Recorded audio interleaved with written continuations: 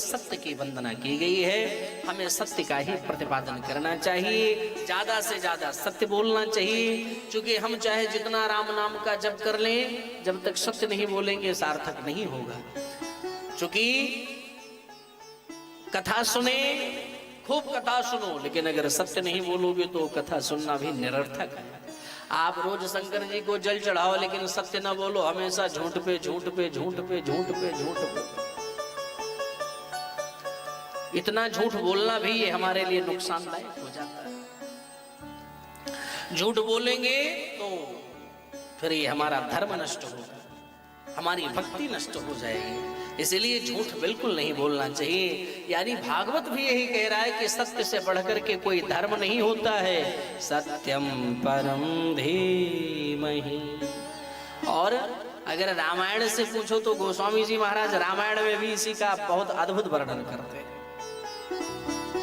धर्म न दूसर सत्य समाना, धर्म न दूसर सत्य समाना, धर्म न दूसर सत्य समाना।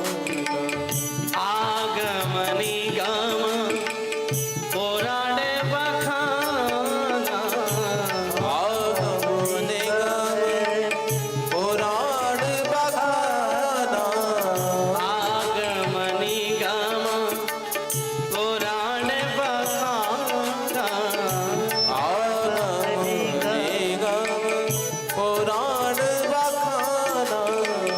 धर्म न दूसर सत्य समाना, धर्म न दूसर सत्य समाना, धर्म न दूसर सत्य समाना। धर्म न दूसर सत्य समाना। तो सत्य से बढ़कर के कोई धर्म नहीं है गोसाईगंज वालों, और असत्य से बढ़कर के कोई अधर्म नहीं है। भागवत का दूसरा श्लोक बड़े ही भाव से समझाते हैं मेरे भाई बहन। हमारे जीवन का यही सार है कि सत्य हमें ज्यादा से ज्यादा बोलना चाहिए। क्योंकि हमारे घर में सत्यनारायण भगवान की कथा होती है, होती नहीं लाल जी, बराबर होती है।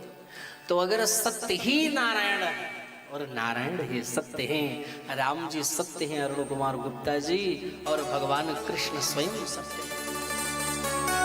इसलिए अगर हम सत्य बोलेंगे तो समझ लेना हम अपने प्रभु के नाम का स्मरण ही कर रहे हैं। सत्य बोलना भी भगवान की एक भक्ति है। तो इसलिए झूठ बोलना नहीं चाहिए, और बोलना भी, वैसे तो गोसाईगंज के लोग बोलते भी नहीं होंगे। लेकिन एक बात मैं कहूं कि झूठ बोलना चाहिए, लेकिन कुछ स्थान ऐसे हैं जहां पर झूठ बोलने से पाप नहीं लगता है। कुछ स्थान भागवत में ऐसा बताया गया है जहां पर झूठ बोलने की परमिशन प्रदान करी जाती है। आपने तो भागवत कथा कई बार सुनी। आज हमारे आवास पे हमारी माताएं सब हमारे पास आई थी, तो बोले कि हमारी यहाँ कथा वृंदावन में हो गई, यहाँ हो गई, और कहाँ बताइए, और कहाँ हुई है लाल जी? हरिद्वार में हो गई, तीसरी एक और हुई है शायद, चौथी बताइए कि नैमिषारण्य में तैयारी थी, तो हो सकता है चौथी यही हो, है कि नहीं?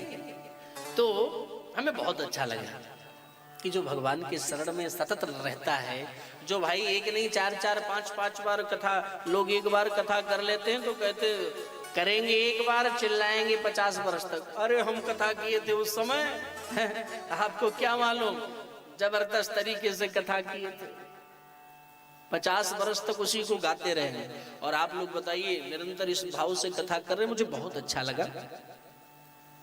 तो कहने का तात्पर्य है, आप कथा किए होंगे तो कथा में सुने भी जरूर होंगे कि भागवत में ही वर्णन आता है कि कुछ स्थान ऐसे हैं जहां पर झूठ बोलने से पाप नहीं लगता है। लेकिन आज हम भी नहीं बता सकते हैं। कल छोड़कर परसों मैं आपको बताऊंगा। अगर हम भूल जाएं परसों तो आप बताना कि वो झूठ बोलने वाली बात जरा समझा दीजिए, क्योंकि ये हमारा संशय दूर हो जाए, ताकि हम खुल करके झूठ बोल सके हैं।